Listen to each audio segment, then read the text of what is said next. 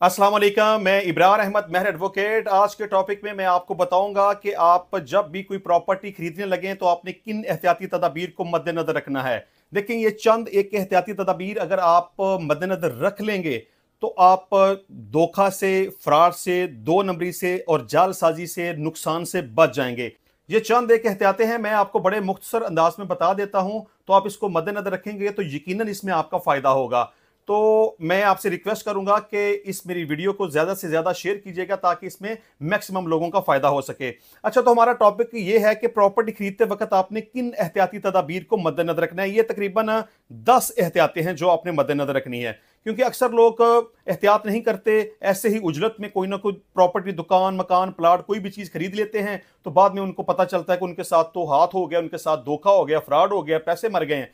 तो मैं आपको बताऊंगा चंद एहतियातें, आप जरूर मद्देनजर रखिएगा। इंशाल्लाह मैं यकीन के साथ कह सकता हूं कि अल्लाह के फजल करम से आप नुकसान से महफूज रह सकेंगे। सबसे पहली बात तो यह है कि जब भी प्रॉपर्टी खरीदने लगे हमेशा असल मालिक के से सौदा करें, असल मालिक से प्रॉपर्टी खरीदें। कभी भी दूसरे किसी भी शख्स के साथ, जो बंदा कहे कि जी मैं इसका मालिक हूं या मालिक मेरे हाथ में है, मैं उसका जिम्मेदार हूं, वगैरह वगैरह, नहीं, बिल्कुल भी नहीं। प्रॉपर्टी जब भी खरीदनी है असल मालिक से खरीदनी है, किसी दूसरे बंदे से प्रॉपर्टी नहीं खरीदनी। दूसरे नंबर पे आपने हमेशा वो प्रॉपर्टी खरीदनी जिसके ऊपर असल मालिक का कब्जा हो, किसी भी दूसरे शख्स का कब्जा ना हो, ठीक है। और तीसरे नंबर पे जिस प्रॉपर्टी के ऊपर स्टे हो वो प्रॉपर्टी आपने कभी नहीं खरीदनी, क्योंकि बेशक आपसे कोई जो मर्जी कहे कि जी ये कोई ऐसा मसला कोई नहीं है, ये स्टे खत्म हो जाएगा, ये मामूली सा केस है हमारे खिलाफ, हम इसको ऐसे कर देंगे वैसे कर देंगे, नहीं। जिस प्रॉपर्टी के ऊपर स्टे हो इसका मतलब है कि वो जगह डिस्प्यूटेड है, रोले वाली है। आप कभी भी स्टे वाली प्रॉपर्टी का सौदा ना करें और ना उसको आप खरीदें। इसके अलावा चौथे नंबर पे बयाना हमेशा स्टाम्प पेपर के ऊपर तहरीर करें, ठीक है। यानी कि बास लोग ऐसा करते हैं कि ऐसे ही जुबानी सौदा कर लिया या जुबानी पेमेंट कर दी या सादे पेपर के ऊपर इसको तहरीर कर दिया, बिल्कुल भी नहीं। जब भी आपने सौदा करना है उसको 3,000 रुपए वाले स्टाम्प पेपर जो कि बैंक से निकलता है उसके ऊपर आपने तहरीर करवानी है। पहले ये स्टाम्प पेपर 1200 का था, लेकिन अब ये 3,000 रुपए का हो गया है। आपने बैंक से स्टाम्प पेपर निकलवाना है और उसके ऊपर आपने तहरीर करनी है। कभी भी इसको ना जुबानी रखना है और ना ही सादा पेपर के ऊपर रखना है, इसको हमेशा आपने स्टाम्प पेपर के ऊपर तहरीर करना है, ठीक है। इसके अलावा पांचवें नंबर पे मुश्तरका खाता की प्रॉपर्टी आपने बिल्कुल भी नहीं खरीदनी। इसमें भी बड़ी प्रॉब्लम्स होती हैं। जो दूसरे खातादार इसमें मुश्तरका खातादार होते हैं वो टेंशन पैदा कर देते हैं।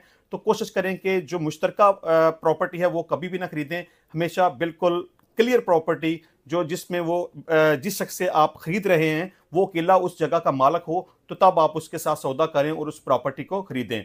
इसके अलावा मुआहिदा हमेशा तहरीरी होना चाहिए और इस पर दो गवाहान के नाम और उनके दस्तखत जरूर होना चाहिए। देखिए, आपने हमेशा ये कोशिश करनी है कि स्टाम्प पेपर के ऊपर उसको तहरीर लेके आए, तहरीरी शक्ल में, जबानी ना छोड़ें, सादा पेपर के ऊपर ना लिखें, जरूर लिखें, स्टाम्प पेपर के ऊपर लिखें और दो गवाहान को इसके अंदर जरूर शामिल कर लें। और कोशिश करें कि जो दो गवाहान आप स्टाम्प पेपर के ऊपर जिनका नाम लिख रहे हैं वो आपसे मुतलका हों। वो ऐसा ना हो कि आप ऐसे किसी ना किसी बंदे को पकड़ के वो ले आए और उसका नाम गवाहान के तौर पे आप लिख लें, या आप जो शख्स प्रॉपर्टी फरोख्त कर रहा है उसके बंदे को भी गवाहान के तौर पे शामिल नहीं करना। देखिए, सौदा आप कर रहे हैं, पेमेंट आप कर रहे हैं, एहतियात आपको करना जरूरी है। स्टाम्प पेपर के ऊपर अपने मुतलका दो गवाहान का नाम लिखें, उनके शनाख्ती कार्ड के नंबर्स लिखें, उनके दस्तखत करवाएं। वो बंदे आपके होने चाहिए ताकि कल को अगर खुदा न खास्ता किसी किस्म की कोई प्रॉब्लम हो तो वो दो गवाहान आपके साथ खड़े हों। आपको अदालत जाने की जरूरत पड़े तो वो आपके हक में अदालत में जाके शहादत देने के लिए तैयार हों। तो इसलिए जरूरी है कि गवाहान आपके अपने होने चाहिए। अच्छा जी, इसके अलावा सातवें नंबर पे फाइल वाला प्लाट कभी ना खरीदें, हमेशा मौका वाला प्लाट खरीदें। अक्सर ये फाइलें वगैरह के चक्करों में लोग फंस जाते हैं और अपने लाखों करोड़ों रुपए बर्बाद करके बैठ जाते हैं।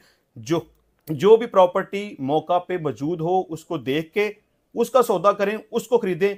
फाइल को खरीदने से एहतियात करें, यह जरूरी है।